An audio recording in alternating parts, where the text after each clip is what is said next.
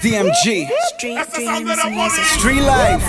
Look. With these little rap niggas, I just play with them. Something like fishing on the track, I keep baiting them. Caught up on a hook, now filleting them. Easy get to slaying them. Body found, now pray for them. Usually in the VI, listening to BI. I don't care if you box, I'm knocked like T.I. C.I. New York Giant, I'm like Guys, welcome back to Faded Truth. Today I got another cast member of the new upcoming movie Bully, The Dead Don't Die, premiering in 2020. And today I have Raymond Cabrera on the show, also known as Sosa. Hello. How are you feeling today? I'm good. And yourself? I'm doing good. Do you remember this scene? It's loyalty. It's loyalty. I need somebody who I can trust. I need somebody I can expand with. Trying to take over the whole East Coast. That's what I'm here for, bro. Like, just give me the word. The word? Where were you yesterday, Rico? We had a meeting. You ain't show up. You stood me up. I mean, I got caught up in some shit. Did you? When it comes to business, it comes to my money, there is no party. Soul loves to party. Right, fellas? Yeah! Love party, the soul sway. This is your first acting debut, correct? Yes, ma'am, it is. Okay, so congratulations. Thank you. How did you even get into the role? Alex was speaking to everyone that was already on the cast who started and said he knew of someone who would be perfect for the role of Sosa, who is the biggest cartel drug dealer of the East Coast. Okay. So when he sent me the script, I started reading it and I'm like, oh, wow. It kind of like suited me well. Not that I am, but I kind of like, I felt. I was going to say, does it relate to like things in the past? You're like, I could get down with this character. Not at all. But you know what? Growing up, watching, I didn't live in a great neighborhood. I started reading the script, and it kind of like I fell right into place. So it was kind of an easy role for you to take as your first role. Correct. When I grew up, it was all drugs where I lived at, around the corner from Where'd you grow up? In New York or? In New York, in the Bronx. Okay. Yeah. So you will come inside the building, and there's drugs being sold in the building. You're walking out.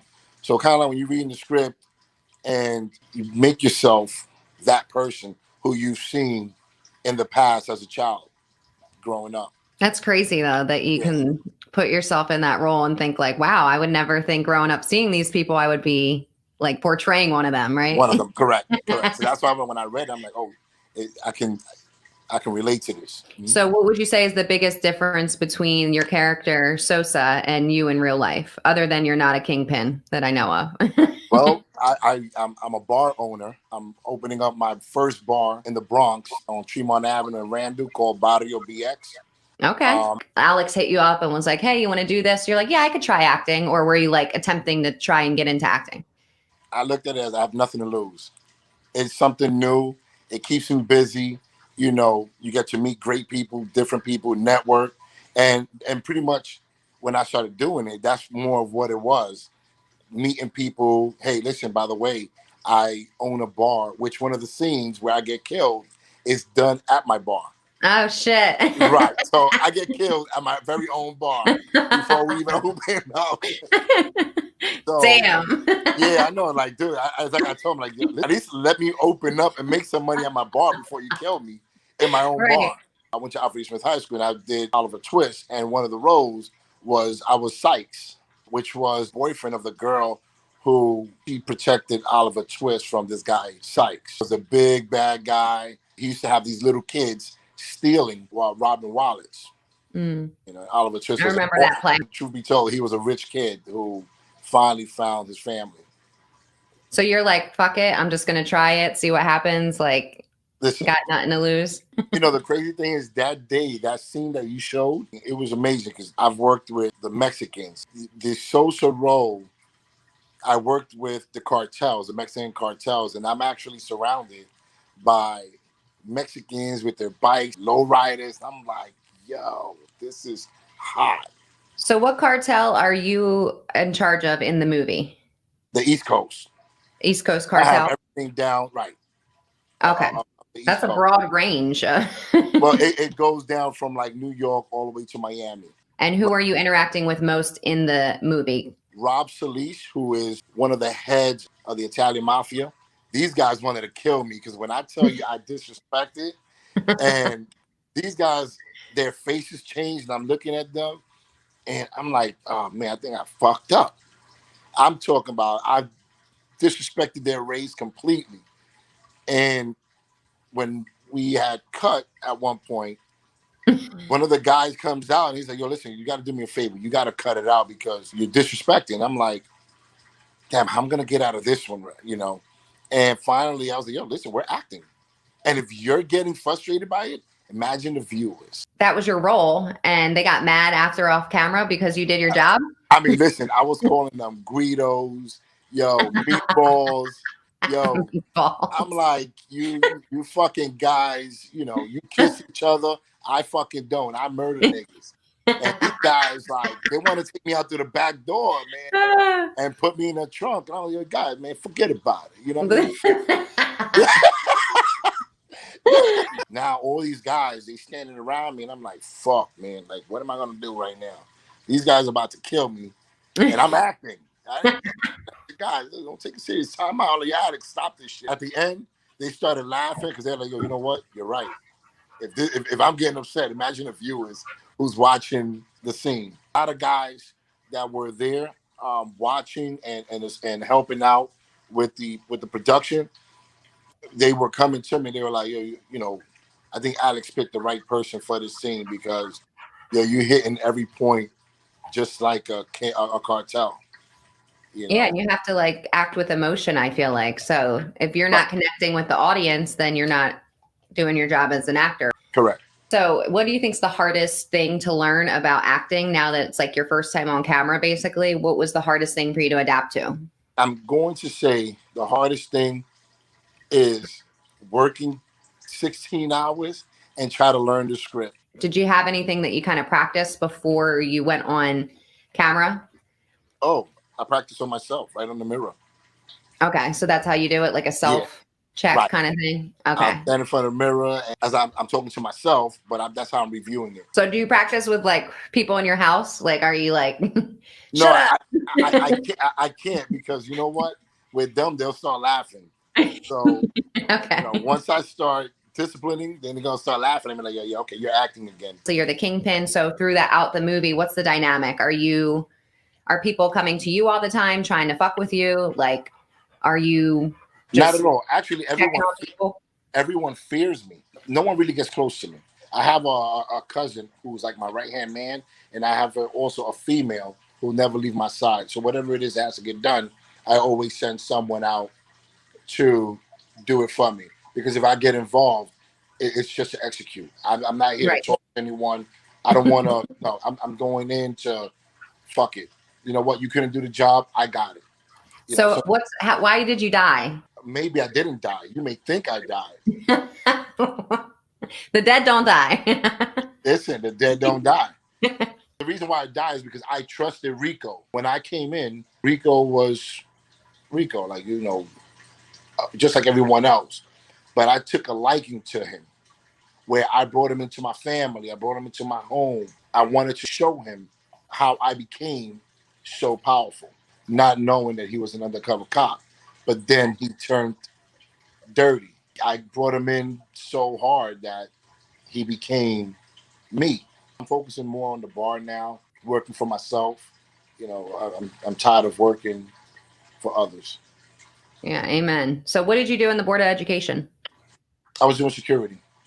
Oh, okay. I've done security pretty much my whole life. I did security in nightclubs. I worked, my first gig was at Jimmy's Bronx Cafe. And then from there, I started working at Club Cheetah. Then I did Le Poulet, Ohms, Copacabana. What's the craziest thing you saw in security over the last 20 years that you've been in it? You know what? I'm going to say times have changed from when I started in 98 till now. No one goes out anymore to have a good time. You understand? People, I mean, you've had your issues, but once you break it up, everybody goes home. That's it. Now it's like, which is one of the reasons why I quit doing security, because now everybody just wants to go outside and get a gun and either stab you or shoot you. You know, there's no more fair one where you can fight. And then everybody wants to call the cops after you get your ass whipped. You know. I don't get it because I'm like, why even go out if you want to be miserable and like have negative ass energy and want to like start shit with people? Because at that point, like you just ruining everybody's night. Everybody's night, yeah. So even the establishment, because you know what, even if the establishment has something positive, like my thing is I cater to women. My bar is more of women. Women now are very powerful. They're very successful, and there's no limit to their spending. Okay, women like to go out, have a nice cocktail, and look sexy, classy and sexy. So that's what I'm pushing for. You know, classy and sexy for women. And wherever So there's they women, cater to, are you doing a lot of like martinis? Is it like craft cocktails or what is it? signature drinks Okay. just for women. The foods, I'm not doing sit down. It's more of finger foods, but very sexy. You know, grab a little napkin. That way you can chew and speak and still look beautiful. You know, and not messy. You know, And not going in there. no wings, but you get in a tater tot. Yeah, not grabbing a drum leg and start eating. You know, now you that would be me. I'm like, I'm still hungry. Yeah, like you're sitting there, I'm starving. You grabbing a mango rib, and now you got sauce all over your mouth. No, your lipstick won't get messed up. You won't have no stains around your face, and your clothes won't be stained up. But you can still have a conversation while you're taking your small bites with a classy drink. So I think you're on the concept of if women are there, men will follow. Is that correct? Okay. Correct. I took that from LL Cool J. And let me tell you something. When he used to rap, he said, "You know what? I'm gonna start singing to the ladies." You know, and the man became successful. He sings to the ladies. Ladies listen. They adore him. They love him. They spend that money for him. All he has to do is his lip lick. Yeah. That's good. I need love. You had a rough day at work. You know, something happened in your personal life.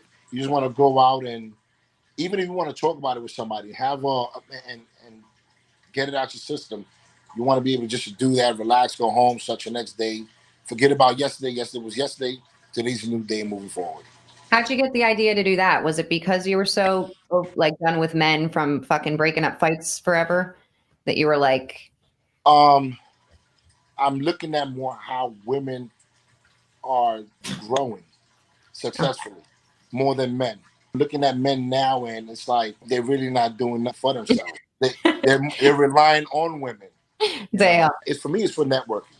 Everyone has to know someone to get somewhere, and sometimes you might meet that person that can push you to get to where you need, and you haven't met that person to say, you know what, I'm gonna get you on your feet.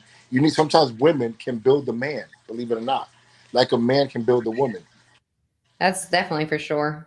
You know, we just haven't met the right person to build us to where we need to be. Where's the bar located? It's going to be in the Bronx, or? Yes, it's called Barrio BX, Okay. 3764 East Tremont Avenue. If anyone that has eaten at Havana's Cafe, those are my partners that are also involved with me in this project. And we open up on Thursday for our doors for the first day. Oh shit! Congrats. Yeah, if you do own a bar lounge, a restaurant, step up your game in the kitchen, at the bar. Get your clientele. I feel like times are. I don't know if they're ever going to be the same, but I feel like a lot of good changes have come for this year, just for me personally, but a lot of people around me too. Like I feel like people are finding what they want to do. You know, like accomplishing new things, just like finding a different hustle, or, you know, figuring out what the fuck they got to work on as a person. Yeah. And so that's the positivity I'm trying to bring from the whole shutdown. Who's your favorite actor? I'm going to say Rico. Alex Hugo did an excellent job playing Rico. I'm looking at him and I'm like, damn, this guy, how did he play that role so well as a cop? You know, when he's never even been a cop, how did you fall into character so well? You know, and him and I, it was like the perfect match. And maybe because we know each other for so long that we can feed off of each other in the roles that we played. My next best actress was my wife, who I was able to lay down for the first time, you know, in bed with my wife that I never had. Who's your wife? Your fake wife? Yeah, my fake wife, right. Okay, who's your fake wife? So she was in it. She was more of just there, like somebody who I could talk to, like my best friend. You build these relationships with people, you know, because you have to be like somehow emotionally connected to act with them, I feel, especially with like romantic scenes and things like that. Yeah.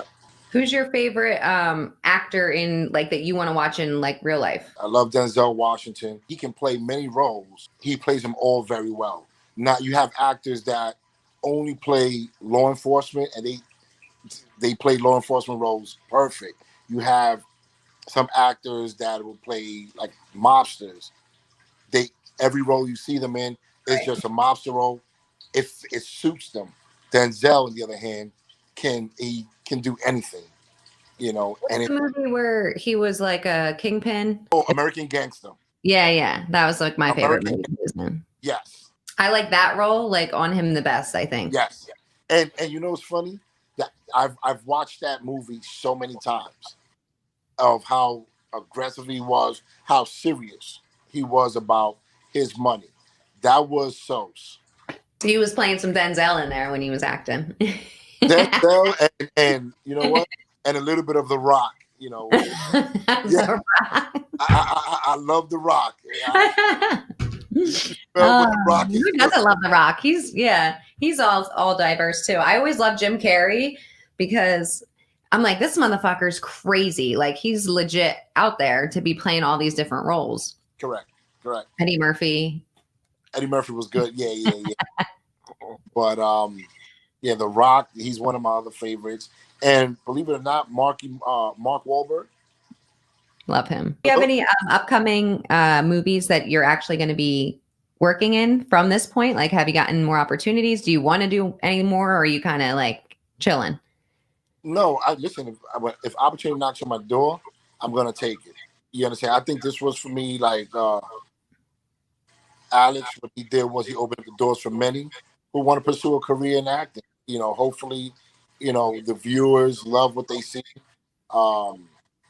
They connect to the story, and you never know. Someone might knock on my door and say, "Hey, we have a role that fits you perfect," and I'll quit what I'm doing and go straight into acting. I could see you doing a funny role too. Hey, I could be the next Rock or Denzel. What's your best advice just to not even actors, but just for life? Like, what's your motto? Believe in yourself. You know what I mean? Never believe that you can't do something. You can do anything you want. You just have to apply yourself, put your mind into it, and never sell yourself short.